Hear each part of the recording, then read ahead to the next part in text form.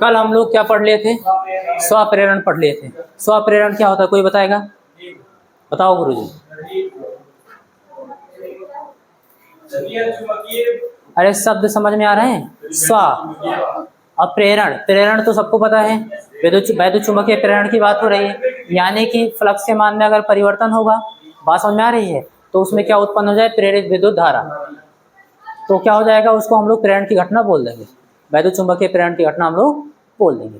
लेकिन इसमें स्व शब्द जुड़ गया, इसका मतलब स्वयं उसी कुंडली में, यानी जिस कुंडली में फ्लक्स के मान में परिवर्तन हो रहा है, जिसमें हम लोग धारा के मान में परिवर्तन कर रहे हैं, धारा के मान में परिवर्तन करेंगे तो उसमें फ्लक्स के मान में परिवर्तन होगा, जिससे उसमें प्रेरित विद्युत वाहक बल उत्पन्न होगा और उसी कुंडली में प्रेरित धारा उत्पन्न होगी। इसी घटना को हम लोग क्या बोल देंगे बेटा?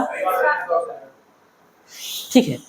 तो इसमें एक कॉन्सेप्ट आपको समझना है, कोई कुंडली है ऐसे, और कुंडली को समझने से पहले इलेक्ट्रोस्टैटिक्स में चले जाओ। आप लोग पढ़ चुके हो कैपेसिटर, संधारित्र, है ना? आप कोई संधारित्र लेते थे और संधारित्र को जब आप आवेश देते थे बेटा, बात समझ में आ रही है? कुछ भी आवेश देते थे तो आवेश को देने में कुछ ना कुछ कार्य करना पड़ता था। आप लोग कैलकुलेट किए थे संधारित्र को आवेशित करने में किया गया कार्य, बात समझ में आ रही है? तो कितना आता था?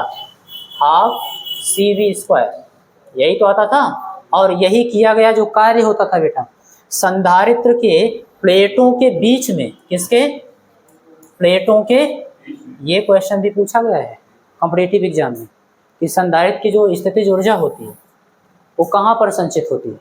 प्लेटों पर होती है, किसमें होता है? तो आप बताओगे प्लेटों के बीच में जो खाली स्थान आपको दिख रहा है, यानी कि जहाँ पर वैद्युत क्षेत्र होता है, क्या होता है बेटा? तो वैद्युत क्षेत्र में, यानी प्लेटों के बीच में स्थित हो जाती थी। स्थित नहीं, क्या बोलते हैं उसको? संचित हो जाती है, स्थितिज ऊर्जा होती है। ये बात आपको समझ में आ रही है? कुल मिला के आप कहोगे संधारित्र को आवेशित करने में जो किया गया कार्य होता था, वही किया गया कार्य प्लेटों के बीच में स्थितिज ऊर्जा के रूप में संचित हो जाती है। बात समझ में आई? यहाँ पर अगर कुंडली है कोई बेटा, और कुंडली में अगर आप धारा प्रवाहित करा रहे हो, क्या करवा रहे हो? तो पहले तो इससे कोई फ्लक्स नहीं गुजर रहा होगा, जब धारा शून्य रही होगी तो फ्लक्स कोई नहीं गुजर रहा होगा। लेकिन जैसे ही आप आई धारा प्रवाहित करना स्टार्ट करोगे, इससे कुछ ना कुछ फ्लक्स गुजरेगा, यानी फ्लक्स के मान में क्या हुआ? परिवर्तन। और अगर चुंबकीय फ्लक्स के मान में परिवर्तन हुआ तो प्रेरित विद्युत वाहक बल उत्पन्न होगा, और वो उस कारण का विरोध करेगा जिसके कारण स्वयं, यानी अब और धारा प्रवाहित करना, जैसे मान लो इस धारा के मान को बहुत कम करके आप दे रहे हो, है ना, DI1, दूसरा भाग DI2, ऐसे ऐसे धारा का मान सपोज करो बढ़ा रहे हो, DI3। बात समझ में आ रही है? जैसे जैसे आप धारा का मान बढ़ाओगे उतना ही ज़्यादा फ्लक्स में परिवर्तन होता जाएगा। बात समझ में आ रही है? और उतना ही क्या होगा? ये इस धारा का विरोध करेगा, प्रेरित धारा उत्पन्न होगा। क्या उत्पन्न होगा बेटा? प्रेरित धारा बोलो या फिर प्रेरित EMF, यानी कि विद्युत वाहक बल। तब भी बेटा ध्यान देना, प्रेरित विद्युत वाहक बल क्या करेगा? धारा में परिवर्तन का विरोध कर रहे हैं। जैसे जैसे धारा आप प्रवाहित करा रहे हो उसका क्या कर रहे हैं? विरोध कर रहे हैं। उसके विरुद्ध भी आप क्या करते हो? इसमें धारा प्रवाहित कराते हो। तो आप बताओगे कि जब हम लोग प्रेरित विद्युत वाहक बल के विरुद्ध धारा को इस परिपथ में प्रवाहित कराते हैं तो कुछ ना कुछ कार्य किया जाता है। किसके द्वारा कार्य किया जाएगा? बैटरी द्वारा। भाई बैटरी ही तो धारा प्रवाहित करवा रहा है, या कोई अन्य विद्युत स्रोत होगा जैसे सेल हो गया, उसके द्वारा अगर आप धारा प्रवाहित करा रहे हो तो उसके द्वारा कार्य किया जाएगा। और वही किया गया जो कार्य होगा वो कुंडली के चुंबकीय क्षेत्र में, कहाँ पर बेटा? कुंडली के चुंबकीय क्षेत्र में संचित हो जाएगा ऊर्जा के रूप में। बात समझ में आ रही है? तो जैसे यहाँ पर आप कैलकुलेट किए थे ऊर्जा, यही ऊर्जा के बराबर होता था हाफ CV²। यहाँ पर अभी आप कैलकुलेट करोगे ऊर्जा जो होगा किए गए कार्य के बराबर होगा हाफ LI² के बराबर। आई क्या होगा बेटा? अंतिम धारा होगी। कौन सी धारा? धीरे धीरे धारा का मान बढ़ा रहे थे, अंतिम कोई धारा होगी, अस्थाई धारा जिसको बोलते हैं। अब इससे ज्यादा धारा प्रवाहित नहीं कराना है तो अंतिम अस्थाई धारा होगी। क्लियर हो गई बात? अब ठीक से समझिएगा। अभी तो ऐसे आपको एक जनरली समझा दिया गया, अब हमको डेरिवेशन करना है। क्लियर? तो मान लीजिए कुंडली में बेटा आपको डेल्टा T समय में, एक छोटा DT समय में एक अत्यंत सूक्ष्म आवेश DQ क्या करते हो? प्रवाहित करते हो। भाई आवेश प्रवाह की दर को ही तो धारा बोलते हैं। तो एक छोटा सा हम लोग अत्यंत सूक्ष्म आवेश ले रहे हैं DQ, क्या ले रहे हैं? डी क्यू आवेश और कुंडली में प्रवाहित करा रहे हैं, तो किया गया कार्य तो बहुत कम कार्य होगा। सब कुछ लैंग्वेज लिखा है पीछे बेटा, आपको समझा रहे, बहुत कम कार्य किया जाएगा। और किसके द्वारा कार्य किया जाएगा? बैटरी। जो धारा प्रवाहित करा रहा है वही तो ऊर्जा देगा आवेश को प्रवाहित होने के लिए, ठीक है। तो डी डब्ल्यू आप इलेक्ट्रोस्टैटिक्स में पढ़ चुके हो, चूंकि W upon Q is equal to B के बराबर। भाई बी क्या होगा? वह विभवांतर जिस पर आवेश को त्वरित किया जाएगा। यहाँ से कार्य निकालना है तो डब्ल्यू बराबर वी इंटू क्यू को उधर भेज देंगे। ऐसे आपने कितना आवेश प्रवाहित किया है? डी क्यू आवेश। कितना बेटा? एक छोटा सा आवेश, ठीक है। इसको प्रवाहित कराए हो और किसके विरुद्ध? प्रेरित विद्युत वाहक बल है, इसके विरोध में आपको प्रवाहित कराना होगा, क्योंकि वो विरोध कर रहा है। आप बताओ, इसके विरोध में अगर प्रवाहित कराना है तो इतना ही विद्युत वाहक बल यानी इतना ही विभवांतर किसको लगाना होगा? बैटरी को लगाना होगा कि नहीं लगाना होगा? इसको इसी के बराबर विद्युत वाहक बल लगा के और उस आवेश को प्रवाहित कराना। ये बात समझ में आ रही है? यानी विभवांतर का मान, इसका जो मान है वो किसका लोगे? सेल का। सेल जो लगाएगा वही तो आवेश को प्रवाहित करा रहा है, बस फर्क ये है कि इसी के बराबर होगा। बात समझ में आ रही है? लेकिन इसके विरुद्ध होगा, इसलिए माइनस ही लिखेंगे। क्या लिखेंगे बेटा? लॉजिक तो समझ में आ रहा है? एक बार मैं फिर से समझाता हूँ, कुछ लोगों के चेहरे से लग रहा है नहीं समझ में मैं क्या बात कर रहा हूँ। इतना बताओ, कोई कुंडली है, ठीक है, इस कुंडली में आप dt समय में, कितने समय बेटा? बहुत सूक्ष्म समय अंतराल है, एक छोटा सा आवेश का हिस्सा लेते हो dq और प्रवाहित कराते हो। जैसे ही प्रवाहित कराओगे तो पहले तो फ्लक्स जीरो था, अब फ्लक्स के मान में कुछ ना कुछ परिवर्तन हुआ, जीरो से बढ़ा होगा, तो इसमें प्रेरित विद्युत वाहक बल उत्पन्न होगा कि नहीं? होगा। अब लेंज के नियम से पूरा प्रोसेस समझो आप। लेंज के नियम से यह प्रेरित विद्युत वाहक बल उस कारण का विरोध करेगा जिसके कारण उत्पन्न हुआ। किसके कारण उत्पन्न हुआ? इस आवेश के प्रवाहित कराने से उत्पन्न हुआ। बात समझ में आ रही है? तो आवेश आप ऐसे प्रवाहित करा रहे थे, ठीक है, और उसका अब ये क्या करेगा? विरोध करेगा। अगर धारा होगी तो इस डायरेक्शन में मुख्य धारा बह रही, तो उसके विपरीत डायरेक्शन में प्रेरित धारा बहेगी, जो कि किसके कारण उत्पन्न होगी? ये ई के कारण। ये दोनों क्या करेंगे? विरोध करेंगे। इतनी बात समझ में आ रही?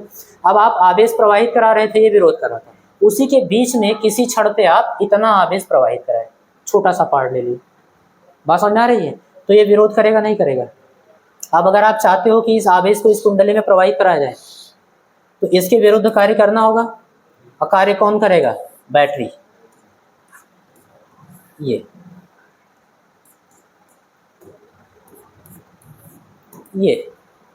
अब अगर ये चाहता है कि इस आवेश को प्रवाहित कराएं इसके विरुद्ध, तो कम से कम इसी के बराबर इसको विभवांतर देना होगा कि नहीं?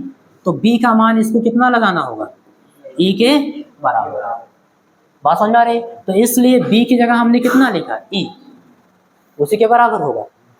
अच्छा, और माइनस इसलिए लिखा है क्योंकि उसके विरुद्ध इसको करवाना पड़ रहा है। बात समझ में आ रही? कितने आवेश को आप प्रवाहित करा रहे हो? तो DQ आवेश, बहुत छोटे से आवेश को। कितने को बेटा? तो आवेश की जगह क्या लिखोगे? D। इतना स्टेप आपको क्लियर समझ में आ रहा है कि नहीं आ रहा है? कोई डाउट हो तो अभी बताइए। नहीं है ना? बताओ अब है? ठीक, चलो अभी लैंग्वेज लिखा जाएगा तो और कॉन्सेप्ट क्लियर होगा आपका, है ना, जो कि लिखा है पीछे। हाँ, इतनी बात हमको समझ में आ रही है। एक चीज हम और जानते हैं, E इज इक्वल टू, अच्छा अभी कल पढ़े हो बेटा, L बराबर minus E upon delta I upon delta, इतना ही तो पढ़े थे। बात समझ में आ रही है? तो एक काम करना, यहाँ से E की वैल्यू निकालना, E की वैल्यू निकालो, या फिर डायरेक्ट माइनस E की वैल्यू निकाल सकते हो, माइनस E की वैल्यू डायरेक्ट पुट कर देना। बात समझ में आ रही है? तो माइनस E को रोक लो, delta I upon delta T, या फिर DI अपॉन DT, हम लोग को अभी समाकलन कराना है। बात समझ में आ रही है? तो DI अपॉन DT, ये भाग में इधर जाएगा, तो इसलिए L into DI upon DT किसके बराबर है बेटा? माइनस E के। यहाँ पर वैल्यू पुट कर दो, तो L into DI upon DT into DQ। कोई डाउट? एक काम कर लो थोड़ा सा, यहाँ पर DI को यहाँ पर और DQ को यहाँ पर, इनका स्थान चेंज कर दो बस। ऐसा तो कर सकते हैं क्योंकि भिन्नों का गुणा है, अंश का गुणा अंश में, हर का गुणा हर। ऐसा कर दो, अभी आपको समझ में आएगा क्यों कर रहे हो। तो DQ इधर आ जाएगा, DQ बाई DQ और इंटू DI बात समझ में आ रही है। बट आप सभी जानते हो बेटा आवेश प्रवाह की दर dq बाई dt तात्क्षणिक धारा के बराबर होगी। वैल्यू पुट करना है यहाँ पर L इंटू आई इंटू डी आई। ये था क्या dw। ये कितना कार्य किए थे, कब कार्य किए थे, जब एक छोटा सा आवेश आप dq आवेश को कुंडली में प्रवाहित कराए थे। बात समझ में आ रही है, तब आप इतना कार्य किए थे। अब मान लो बेटा आपको प्रारंभ में कुंडली में धारा 0 थी, कितनी थी बेटा, और 0 से लेकर के आपको एकदम अंतिम अस्थाई धारा आई नॉट तक प्रवाहित कराना। कितना आई नॉट, यहाँ पर आई लिखा है इसलिए आई नॉट मान लो प्रतीक के लिए, लिमिट अप्लाई करने में आसानी होगी। बात समझ में आ रही है। तो पहले धारा 0 थी और हम लोग 0 से लेकर के यहाँ तक जो है धारा प्रवाहित कराएंगे, तब कितना कार्य करेंगे, तो ज़्यादा कार्य करोगे यार, W कार्य करोगे। बात समझ में आ रही है। और ये जो छोटे छोटे आवेश को प्रवाहित करने में किया गया कार्य, इन्हीं को जोड़ोगे, इन्हीं को जोड़ने का मतलब समाकलन करेंगे। लिमिट आपको अप्लाई करना होगा 0 से आई। लिमिट क्या लिखोगे बेटा, 0 टू आई, और किसका, dw। अब आप बोल सकते हो सर W के सापेक्ष समाकलन हो रहा है, लिमिट आपने धारा का लगाया है, कोई बात नहीं, इसकी वैल्यू हम लोग धारा के टर्म में निकाल के रख देंगे, यहाँ पर रख दें, ठीक। छोटा सा डेरिवेशन है, बहुत भयानक नहीं है। तो W is equal to integration of 0 to I naught. अच्छा dw की जगह क्या लिखेंगे बेटा, L I और di। समझ में तो आ रहा है। हाँ भाई, L क्या है, कांस्टेंट है, उसको तो बाहर करो ना, उसको बाहर करेंगे 0 टू आई नॉट और I इंटू डी आई। एक फार्मूला हम लोग जानते हैं क्या, चूंकि integration of x to the power n into D X is equal to किसके बराबर होता है बेटा, तो आप बताओगे x to the power n plus 1 upon n plus c, इसी के तो बराबर होता है। लेकिन एक कंडीशन है, जब n does not equal to -1, अगर n का मान बेटा -1 है तब ये फार्मूला थोड़ा यूज करो, लॉगरिथम वाला यूज करो। बात समझ में आ गई। तो ये याद रखना, n का मान -1 नहीं होना चाहिए। तो यहाँ भैया n का मान -1 नहीं है, 1 है। अच्छा घबराने की जरूरत नहीं, फार्मूला देखते हैं तो बड़ा लगता है, लेकिन अगर समझें तो आपने किया क्या है, जो फंक्शन था, फलन था, उसके घात में आपने 1 जोड़ा है और जो घात मिली उसी से भाग कर दिया, बस यही हो गया समाकलन। तो यहाँ पर फलन की घात देखिए बेटा कितनी है, 1, 1 में 1 जोड़ेंगे 2 और 2 से भाग कर दो, हो गया समाकलन। तो आप लिखोगे क्या, L इंटू इसका समाकलन I की घात 1 में 1 जोड़ोगे 2 और उसी से भाग, हो गया समाकलन। लिमिट लगाओगे 0 टू आई नॉट। यहाँ हम लोग प्लस सी नहीं जोड़ेंगे क्योंकि निश्चित समाकलन है, यहाँ पे लिमिट नहीं था इसलिए प्लस सी जोड़े थे, ठीक है, ओके। और 1/2 तो बाहर कर लो ना, क्यों ऐसा कहीं किया जा रहा है, क्योंकि 1/2 पे लिमिट थोड़ा अप्लाई करेंगे, वेरिएबल्स पे करेंगे जो कि I है। तो जब अंश से 1 ले ले, हर से 2 ले ले, अंदर क्या बचेगा, I², 0 टू आई नॉट। अब लिमिट अप्लाई कर दो तो 1/2। अच्छा यही किया गया जो कार्य है बेटा, स्थितिज ऊर्जा के रूप में संचित हो जाएगा, ठीक है, U बराबर, तो ½ L, लिमिट अप्लाई करो I की जगह I0² और माइनस फिर I की जगह ½ L I0², ये तो 0 हो जाएगा, 0 घटाने का कोई मतलब, तो कुंडली में बेटा इतनी स्थितिज ऊर्जा संचित हो जाएगी। बात समझ में आ रही है।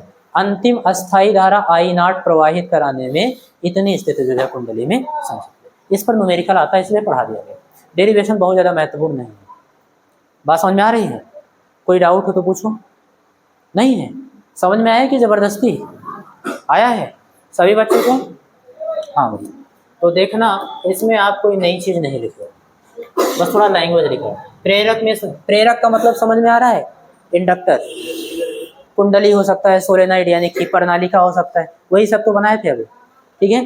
तो अत्यंत सूक्ष्म आवेश DQ को प्रेरक प्रेरक का मतलब कुंडली में प्रवाहित कराने में प्रेरित विद्युत वाहक बल E के विरुद्ध बैटरी द्वारा किया गया, सब कुछ लिखा है। तो DW बहुत कम कार्य करेगा, माइनस ही लिखेंगे, विरुद्ध कर रहा है उसके, उसी के बराबर करेगा, लेकिन बात समझ में आ रही है। और इंटू DQ, बाकी सब कुछ वही है। हाँ यहाँ पर देखो, प्रेरक में धारा को शून्य से अंतिम अस्थाई धारा I0 तक प्रवाहित कराने में कृत कार्य। बाकी इंटीग्रेशन वगैरह तो सब समझ लियो, प्रेरक में संचित हो जाएगा ना। किसी बच्चे को कोई डाउट हो तो बताओ, नहीं है? ठीक है, तो यहाँ पर बेटा अब जो कॉन्सेप्ट है स्वप्रेरण का खत्म हो जाता है। एक कॉन्सेप्ट अच्छा है, उसको आप समझ लो। देखो ज़्यादातर बच्चे क्या करते हैं, जब आपका प्रैक्टिकल वाइवा होता है तो वहाँ पर आप क्या करोगे, एक बना के लेकर चले जाते हो व्हीट स्टोन सेतु। बात समझ आ रही है? और अगर अच्छा एग्जामिनर आया है ना, तो वहाँ पे आपसे एक क्वेश्चन जरूर पूछता है। आप सब जानते हो व्हीट स्टोन सेतु ऐसे आप बनाओगे, मतलब मुझसे अच्छा बनाओगे, लेकिन ऐसे बनाओगे।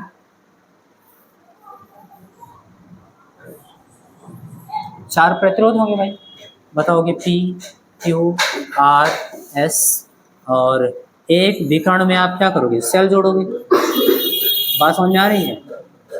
यहाँ पर एक कुंजी है,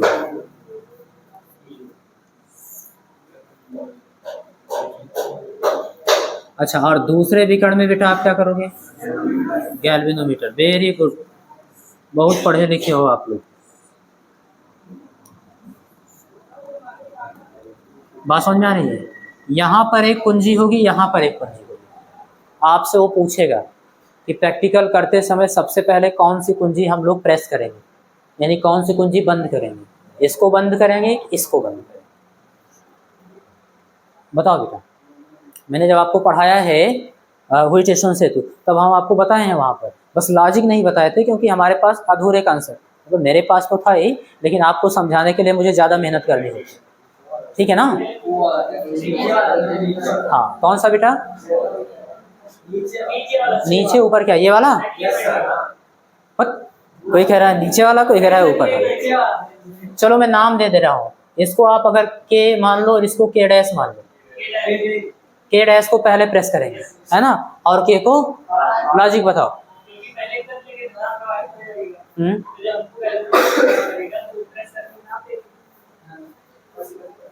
असल में यहाँ पर लॉजिक है सेल्फ इंडक्शन का। अब उस समय तो आप सेल्फ इंडक्शन पढ़े नहीं थे।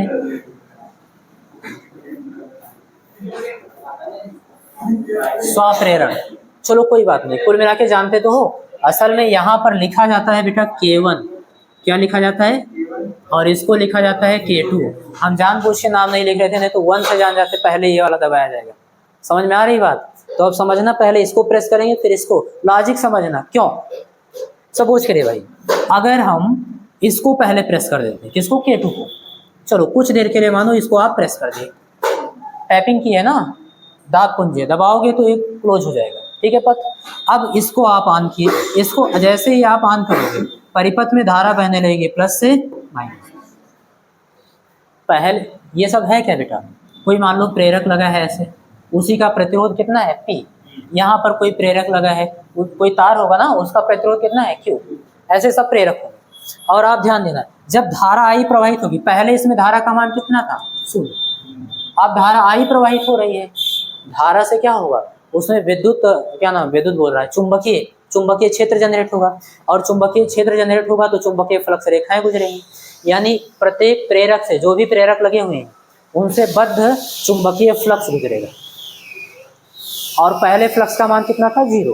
पहले फ्लक्स का मान कितना था, अब फ्लक्स का मान कुछ ना कुछ होगा, बढ़ गया है। तो जब फ्लक्स में परिवर्तन होगा तो इस परिपथ में बेटा एक प्रेरित विद्युत वाहक बल जनरेट हो जाएगा, इलेक्ट्रोमैग्नेटिक इंडक्शन के कॉन्सेप्ट से। बात समझ में आ रही? और अगर प्रेरित विद्युत वाहक बल जनरेट हुआ तो इसमें एक प्रेरित धारा बहने लगेगी। कौन सी धारा बेटा, जो उस कारण का विरोध करेगी जिसके कारण उत्पन्न हुई। तो अगर मान लो सेतु संतुलित है, तो गैल्वेनोमीटर में जो सुई है, निडल है बेटा, उसमें विक्षेप नहीं होना चाहिए। लेकिन जब प्रेरित धारा कुछ क्षण के लिए, क्षणिक होगा, ऐसा हमेशा के लिए नहीं होगा। जब तक अस्थायी धारा प्राप्त नहीं कर लेता तब तक विक्षेप होगा, नहीं होगा, होगा ना।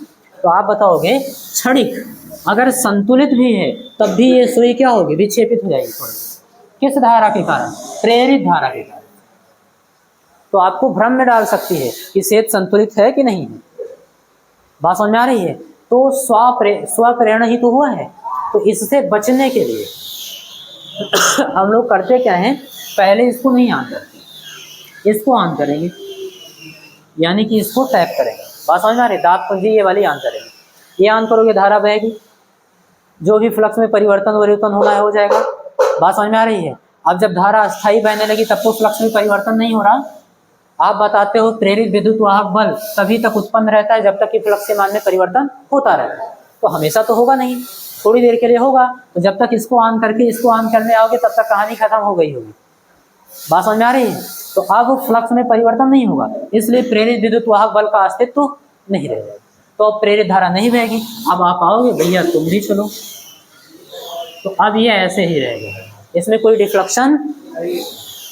तो ये कॉन्सेप्ट समझ में आया कि हम लोग कुंजी K1 को ही क्यों ऑन करते हैं पहले, ठीक है ना, याद रखना। ऐसे बेटा आपसे पूछा जा सकता है प्रतिरोध बॉक्स लगाते हो कई प्रयोग करते समय, रेजिस्टेंस बॉक्स, तो रेजिस्टेंस बॉक्स में होता क्या है, ऐसे आप देखोगे धातु की प्लेटें होंगी,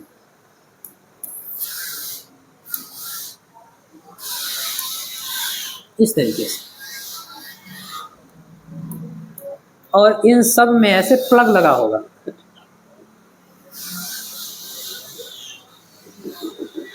ये प्लग इसी में ऐसे फिट होता है, आकार तो समझ में आ रहा होगा, ठीक है। और यहाँ पर लकड़ी के बेलन ऐसे होते हैं बेटा, लकड़ी के बेलन, ठीक है, इसी पर ये होता है। लकड़ी के बेलन पर तार लपेटे जाते हैं, जैसे एक तार यहाँ से ले ली, बात समझ में आ रही है, एक तार यहाँ से ले आए इसमें से,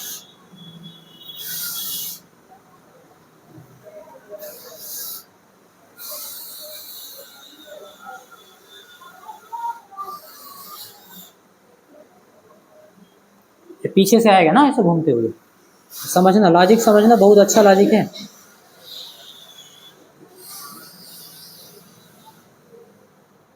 अब मान लो तार यहीं पर खत्म हो गया, ऐसे ऐसे, क्लियर।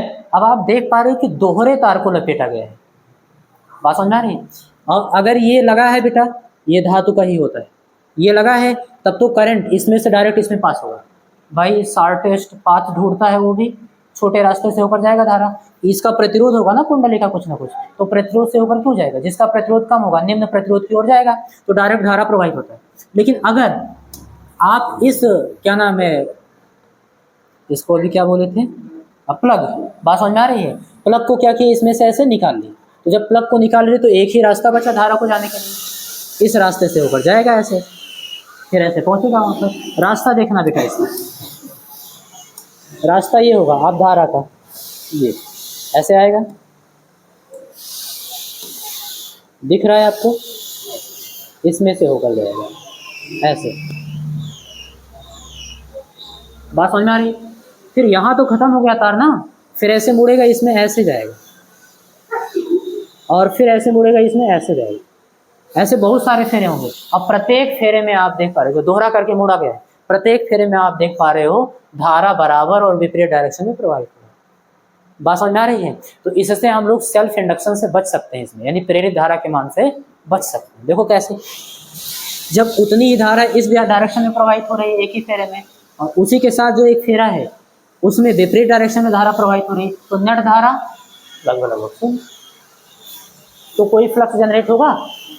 जब धारा प्रवाहित होता, कोई कुंडली है और उस कुंडली में अगर धारा प्रवाहित करोगे तभी तो उसके भीतर चुंबकीय क्षेत्र जो होगा V बराबर μ0 N I होगा, चुंबकीय क्षेत्र तभी तो होगा जब धारा होगा, और अगर नेट धारा शून्य हो गया तो चुंबकीय फ्लक्स ना के बराबर, बात समझ में, लगभग नहीं होगा, बात समझ में आ रही है। तो जब चुंबकीय क्या नाम है, चुंबकीय क्षेत्र नहीं होगा तो चुंबकीय फ्लक्स भी नहीं होगा, और चुंबकीय फ्लक्स के मान में कोई परिवर्तन नहीं, पहले भी शून्य था अब भी शून्य है, बात समझ में आ रही, तो प्रेरित धारा भी उत्पन्न नहीं। तो अगर आपसे पूछा जाता है कि भैया जो प्रतिरोध बॉक्स है, प्रतिरोध बॉक्स में जो तार लपेटे जाते हैं वो दोहरे करके कुंडली क्यों बनाई जाती है, तो आप बताओगे सेल्फ इंडक्शन से बचने। ऐसे ही आप समझे व्हीटस्टोन में इस कुंजी को पहले क्यों दबाया जाए, बात समझ में आ गई। ये सेल्फ इंडक्शन का उदाहरण था भाई। चलो ये आप समझ लिए बेटा, कोई डाउट तो नहीं है। सेल्फ इंडक्शन का कॉन्सेप्ट खत्म हो गया। दो इंडक्शन आपको पढ़ने थे, म्यूचुअल इंडक्शन, वो आपको पढ़ना है। तो म्यूचुअल इंडक्शन क्या होता है आप ये समझिए।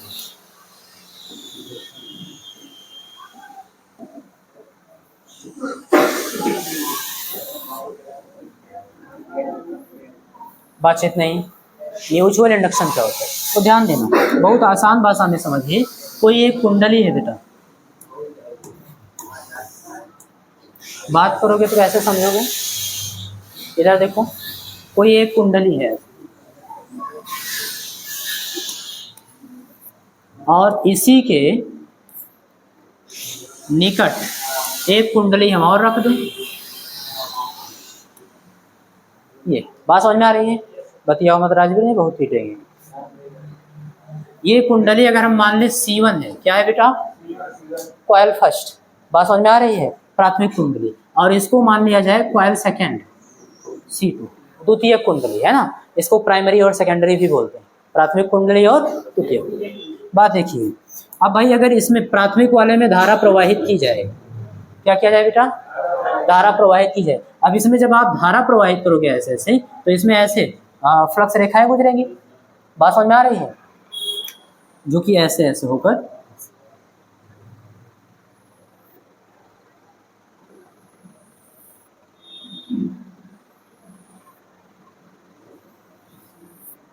बात समझ में आ रही है, इस तरीके से फ्लक्स रेखाएं होंगी। अब पहली कुंडली से तो होकर जा भी रही हैं, लेकिन जो समीप में रखी दूसरी कुंडली उसमें से भी होकर जा रहे हैं।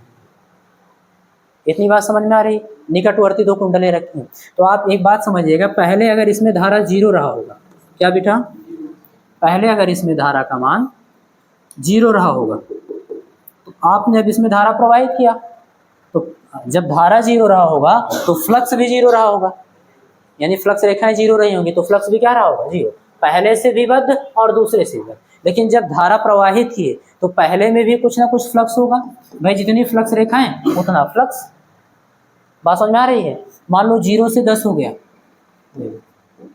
बात समझ में आ रही, तो दूसरी कुंडली भी तो इसके समीप रखी हुई है, इससे बद्ध भी फ्लक्स का मान कुछ ना कुछ होगा। मान लो 8 वेबर है, कितना है बेटा, कुछ फ्लक्स रेखाएं इससे भी गुजरेंगी, तो इससे बद्ध भी फ्लक्स के मान में परिवर्तन हुआ। पहले कितना था, 0, अब कितना हो गया, 8, और अगर फ्लक्स में परिवर्तन होगा तो उसमें प्रेरित विद्युत वाहक बल उत्पन्न होगा। अब देखो, आप दूसरी कुंडली में कुछ नहीं कर रहे हो, वो खाली रखा है ऐसे, पहली कुंडली में आप धारा का मान प्रवाहित किए, बात समझ में आ रही, दूसरी कुंडली में प्रेरित विद्युत वाहक बल उत्पन्न हो गया, उसी कुंडली में नहीं, उसके समीप रखी हुई दूसरी कुंडली, क्योंकि उससे बद्ध फ्लक्स के मान में क्या हो रहा है, परिवर्तन हो रहा है, बढ़ रहा है, बात समझ में आ रही है।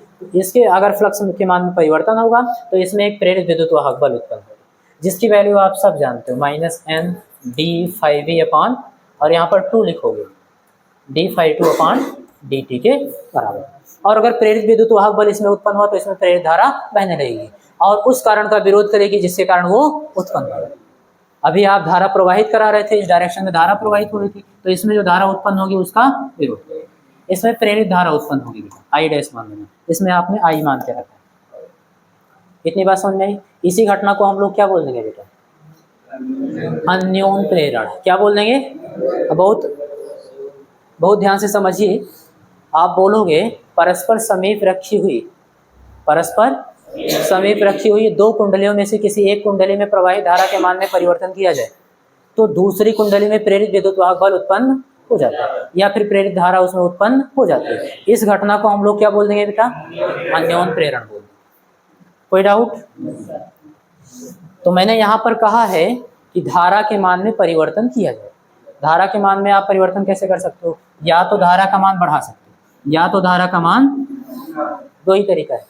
अब धारा का मान आप 0 से भी बढ़ा सकते हो या कुछ प्रवाहित हो रहा था उसी के मान में परिवर्तन कर सकते हो। ऐसे इसमें भी कोई धारा प्रवाहित हो रहा है तो आप उसको घटा भी सकते हो या फिर 0 भी कर सकते हो। बात समझ में आ रही है? प्रत्येक स्थिति में। कोई डाउट? सारी स्थिति को आप समझ लीजिए।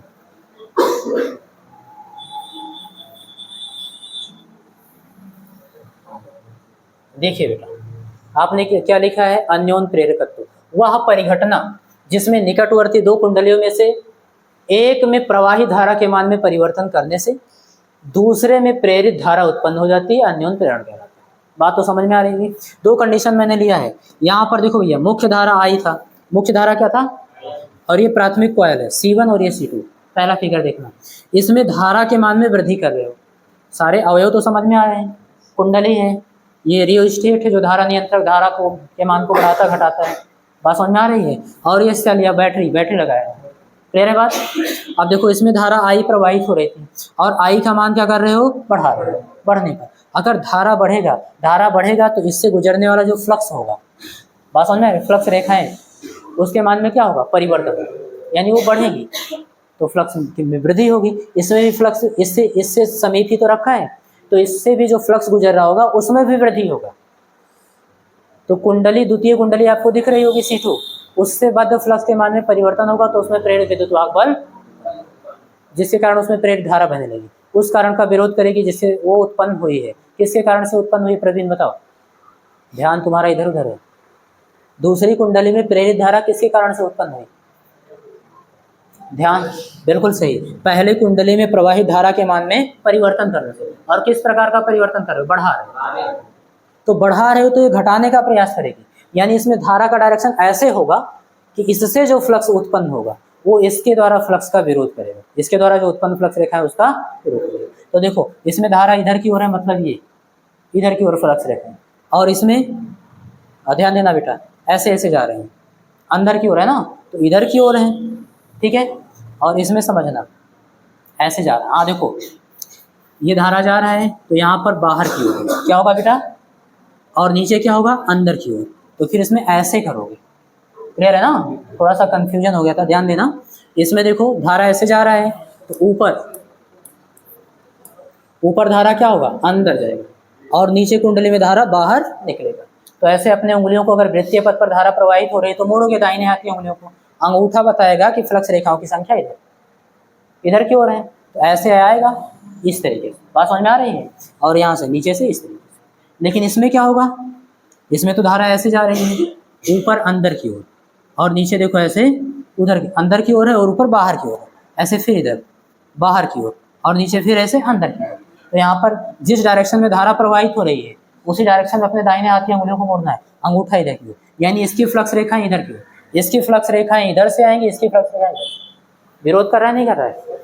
तो इस प्रकार से उत्पन्न ही होगा कि उसकी डायरेक्शन ऐसी होगी कि वो उस कारण का विरोध करेगा जिसके कारण।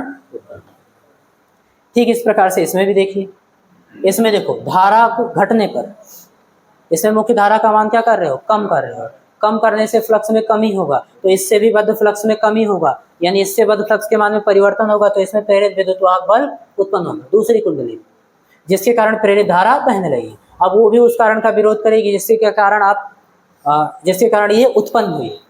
किस कारण से उत्पन्न हुई, धारा का मान आप कम कर रहे हो, क्या कर रहे हो बेटा, तो इस प्रकार से उत्पन्न होगी कि उसमें वो वृद्धि करने का प्रयास करेगी। देखो उसी की डायरेक्शन में ऐसे, ठीक है ना। तो फ्लक्स रेखाओं की डायरेक्शन एक ही होगी, वृद्धि करने का प्रयत्न करेगी। अगर कोई डाउट हो तो मुझसे पूछो, उससे नहीं, कोई डाउट नहीं है, बस कहानी चल रही है तो चलाएगा। कुल मिला के आपको अन्योन प्रेरण समझ में आया कि नहीं। चलो भाई आगे चलते हैं। अगर अन्योन प्रेरण समझ में आ गया तो आपने इसे कल पढ़ा था, स्वप्रेरण, उसके बाद स्वप्रेरण गुणांक, ऐसे अन्योन प्रेरण पढ़े तो अन्योन प्रेरण गुणांक, और बहुत ही आसान है क्योंकि एक बार डेरिवेशन कर चुके हो तब आपको आसान है। दो कुंडली है भाई ऐसे, इसको C1 मान ली, इसके समीप में रखी है C2। ध्यान से समझो इधर, इसके एक एक फेरे से बद्ध फ्लक्स का मान φ2 मान लो। दूसरी कुंडली है क्या मान लो, φ। तो अगर N2 फेरे होते तो कुल फ्लक्स N2 φ2, ये संपूर्ण फ्लक्स होता नहीं होता, एक फेरे से φ2, दो फेरे से 2φ2, 3 फेरे से, और N2 फेरे से N2, इतना फ्लक्स इस दूसरे कुंडली से बद्ध होगा कुल मिलाकर। और इसकी वैल्यू डिपेंड किस पर होगी, तो इसमें आपने धारा कितनी प्रवाहित की उस पर डिपेंड होगी। जितनी ही ज़्यादा धारा प्रवाहित कराओगे, बात समझ में आ रही है, उतने ही ज़्यादा फ्लक्स इससे गुजरेंगी। बताओ ऐसा होगा कि नहीं होगा, होगा ना, यानी कि φ2 का मान उतना ही ज़्यादा, और जितना ही कम धारा प्रवाहित कराओगे उतना ही द्वितीय कुंडली से बद्ध फ्लक्स का मान कम होगा। और पहले कुंडली में धारा प्रवाहित हो रही तो I1 मान लो। तो जैसे वहाँ पर हम लोग कहते हैं कि कुंडली से बद्ध संपूर्ण फ्लक्स N φV किसके डायरेक्टली प्रोपोर्शनल होता था, उसमें प्रवाहित धारा, लेकिन अब उसी कुंडली में प्रवाहित धारा के प्रोपोर्शनल नहीं है। दूसरी कुंडली के से बद्ध फ्लक्स का मान पहली कुंडली में प्रवाहित धारा के डायरेक्टली प्रोपोर्शनल होगा। ये बात तो समझ में आ रही ना, क्योंकि धारा आप उसमें प्रवाहित करा रहे हो। तो यहाँ पर आप डायरेक्ट लिखोगे N2 डायरेक्टली प्रोपोर्शनल है। इतना बताओ बेटा समझ में आया कि नहीं? अगर इतना आया हो तो आगे चले, नहीं तो ये चीज़ समझाएं, सबको समझ में आना चाहिए क्योंकि धारा उसी में प्रवाहित करा रहे हैं। ठीक है, अगर ऐसा है बेटा तो N2 बराबर करोगे, कांस्टेंट आएगा, और वही तो कांस्टेंट आता है M, म्यूचुअल इंडक्टेंस। बात समझ में आ रही है? और इंटू I1, इसकी वैल्यू निकालेंगे तो M के लिए सॉल्व करेंगे, I1 गुणे में इधर जाएगा, N2 इंटू 5 अपॉन I1। बात करोगे तो आप लोगों से पूछेंगे। और यम को हम लोग क्या बोलेंगे बेटा? अन्योन प्रेरकत्व, अन्योन या फिर अन्योन प्रेरण गुणांक। बात समझ में आ रही है? ये होगा बेटा आपका यम। अब यहाँ से आप ये भी समझ पा रहे हो, अगर इसकी परिभाषा देनी हो तो अगर हम पहली कुंडली में प्रवाहित धारा का मान 1 एम्पियर ले लें तो 1 से भाग करोगे क्या होगा? वही रह जाएगा। तब दोनों कुंडलियों के बीच जो अन्योन प्रेरकत्व होगा M की वैल्यू, वो दूसरी कुंडली के से बद्ध कुल फ्लक्स के बराबर है। इसी को दूसरी कुंडली के फ्लक्स ग्रंथिकाओं की संख्या भी बोलते हैं।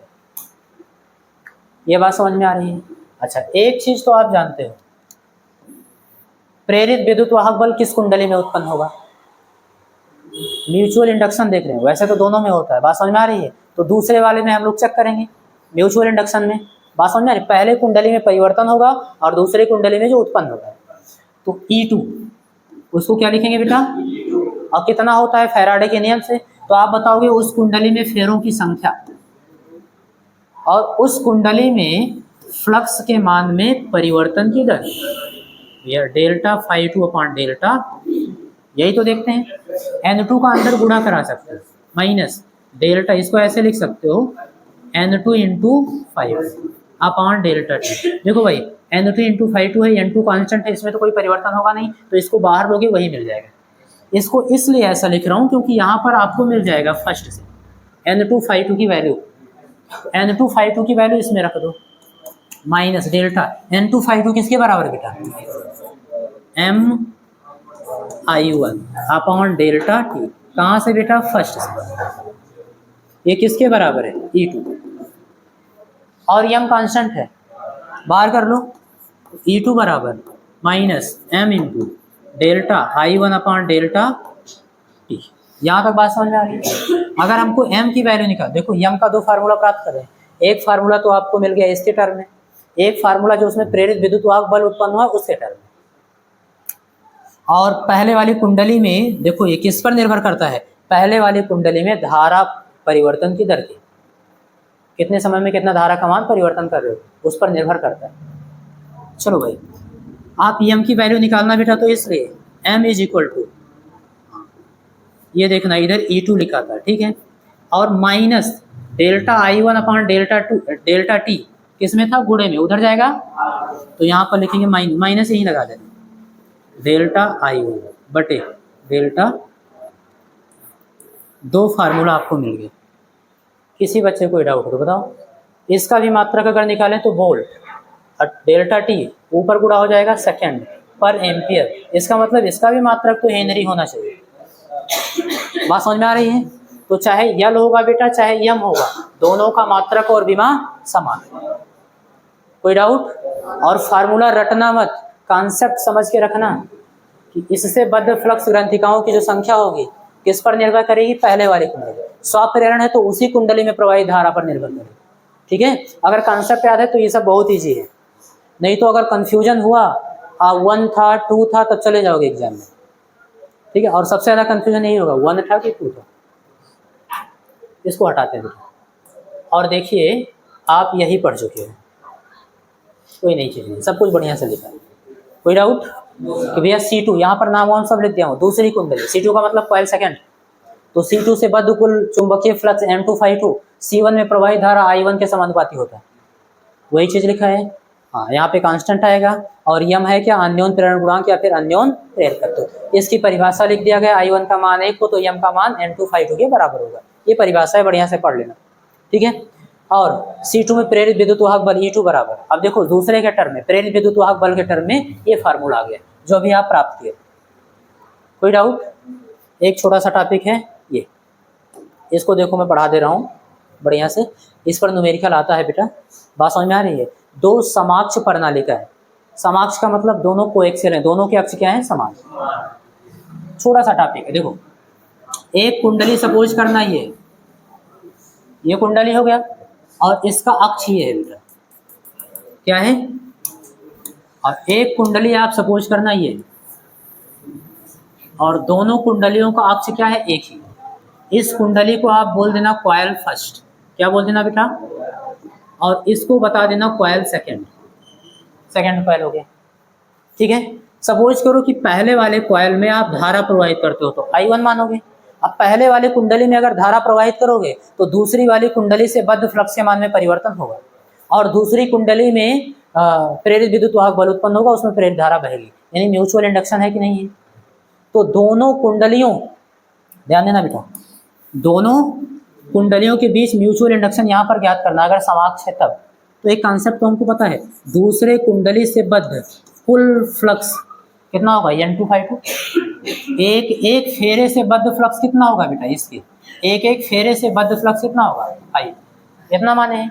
तो अगर N2 फेरे हैं तो N2 से गुणा करा देंगे, कोई डाउट तो नहीं है। तो ये कुल फ्लक्स हो गया दूसरी कुंडली से बद्ध, और ये डायरेक्टली प्रोपोर्शनल किसके होता है, I, पहली कुंडली में प्रवाहित धारा। और अगर प्रोपोर्शनल का साइन हटा दिया जाए तो अब तो आप जान रहे हो क्या आएगा, म्यूचुअल इंडक्शन, यही तो आएगा, और यही हमको चाहिए। यहाँ यम रोको, यम के लिए सॉल्व करेंगे तो M = I1 गुणे में उधर जाएगा N2 × ∅2 अपान, देखो ∅2 की वैल्यू मैं आपको बता दे रहा हूँ। ∅2 फार्मूला क्या होता है, NBA cos थीटा। सबसे ज़्यादा कंफ्यूजन यहीं पे होगा आपको। आपने एक पढ़ा था, दो समांतर धारावाही चालक तार है ना, उसमें 1 और 2 में जब डेरिवेशन कर रहे थे उनके बीच लगने वाला बल, तो बहुत कंफ्यूजन हो रहा था, 1 लिखना है 2 लिखना है बच्चों को। तो वो कॉन्सेप्ट क्लियर है अगर एकदम, तो 1 2 कहाँ लिखना है, कोई दिक्कत नहीं। ऐसे यहाँ पर भी 1 और 2 में आपको कंफ्यूजन हो सकता है, इसलिए समझना, अगर कोई चुंबकीय क्षेत्र है, कैसा चुंबकीय क्षेत्र, बाह्य चुंबकीय क्षेत्र, बात समझ में आ रही है, भी एक्सटर्नल होगा, और इसमें कोई ऐसे आपने क्या रखा है, पृष्ठ रखा है, इसका क्षेत्रफल कितना है A, तो इससे गुजरने वाला जो फ्लक्स होगा बेटा ∅V, वो क्या लिखते हो, N फेरों की संख्या, बात समझ में आ रही है। कोई कुंडली है मान लीजिए B क्या है, एक्सटर्नल, यानी बाह्य चुंबकीय क्षेत्र जिसमें रखा है A तो इसी कुंडली का होगा ना, तल का क्षेत्रफल NBA cos थीटा, क्या होगा बेटा, थीटा क्या होगा, B और A के बीच का। अब बहुत ध्यान से समझिएगा, तो ∅2 क्या है बेटा, दूसरे वाले कुंडली के तल से गुजरने वाला फ्लक्स, एक फेरे से बद्ध फ्लक्स। तो ऐसे ही तो दूसरी कुंडली आपकी है, बात समझ में आ रही, तो ये फेरे, ये आपको तल दिख रहा है, बाईं ओर से देखोगे तो ऐसे दिखेगा कि वृत्ताकार है ये, तो एक फेरे से बद्ध कितना फ्लक्स है वो आपको बताना है, क्लियर है। और वो ∅2 आपने माना है, तो यन का मान आप क्या लोगे, सबसे पहले तो 1, प्रत्येक फेरे से बद्ध फ्लक्स निकाल रहे हो ना। B क्या होगा बेटा, बाह्य चुंबकीय क्षेत्र। अब दूसरी कुंडली के लिए बाह्य चुंबकीय क्षेत्र कौन होगा, पहली कुंडली में प्रवाहित धारा, पहली कुंडली में प्रवाहित धारा की हो ना, तो उसका जो चुंबकीय क्षेत्र होगा B1, क्या होगा बेटा, दूसरी कुंडली के लिए बाह्य चुंबकीय क्षेत्र होगा, तो यहाँ पर आप लिखोगे B1। कोई डाउट होगा तो तुरंत बताना, नहीं है ना, बाह्य चुंबकीय क्षेत्र। एक इसका लोगे बेटा, तो आप बताओगे उसी कुंडली का, देखो उसी कुंडली का तो क्षेत्रफल लेंगे हम लोग, तो भैया दूसरी वाली कुंडली का क्षेत्रफल यहाँ लिखोगे 2। बात समझ में आ रही है, लॉजिक से समझना, ठीक है। और थीटा क्या होगा, B और A, B1 और A2 के बीच का, अच्छा A2 क्या होगा, क्षेत्रफल सदिश। बहुत आसान है भाई, हम समझ पा रहे हैं। इसमें देखो भाई, ये पहली कुंडली है, इसमें धारा ऐसे ही तो प्रवाहित हो रही है, तो ऐसे आप अपने दाहिने हाथ की अंगुलियों को मोड़ोगे, अंगूठा इधर की ओर, यानी इसके केंद्र पर B1 की डायरेक्शन ये होगी, होगी कि नहीं होगी? और यहीं पर पहली वाली कुंडली होगी, उसका तल ऐसे ही तो होगा, क्षेत्रफल सदिश भी यही डायरेक्शन होगा A2।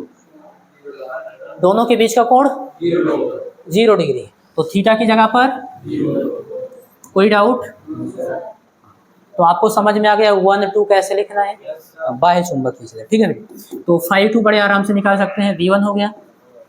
अच्छा, V1 की वैल्यू भी बता सकते हो प्रणालिका के भीतर, हाँ बिल्कुल सही, पहले ही बता दिया आपने, μ0 Ni। तो B1 है भैया पहले कुंडली के कारण उसके केंद्र पर या अक्ष पर है ना चुंबकीय क्षेत्र की तीव्रता, तो μ0 N1 I1 good A2 cos 0 की वैल्यू 1 इतना होगा। N1 क्या है? प्रति एकांक लंबाई में फेरों की संख्या, पहली वाली कुंडली। वैल्यू पुट कर दो यहाँ पर, तो लिखेंगे N2 φ2 की जगह पर μ0 N1 I1 A2 अपान I1 से I1 और ठीक से लिख लो भाई।